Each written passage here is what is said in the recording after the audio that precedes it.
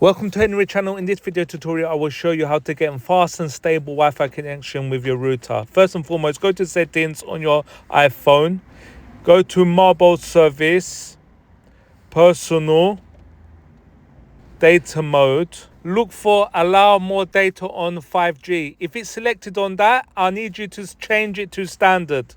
Let me know if method 1 has worked for you. Now let's move over to method 2. Select Wi-Fi network. Now look for this symbol, I. So I want you to tap onto that. Now select private Wi-Fi address. Now I want you to change it to off.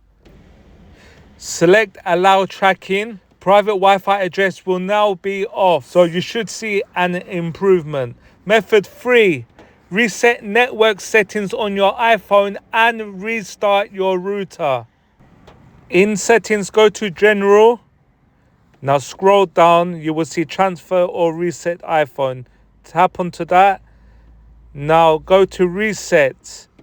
And now reset network settings. Now click onto that and confirm, and then it will restart your Wi-Fi, refresh it.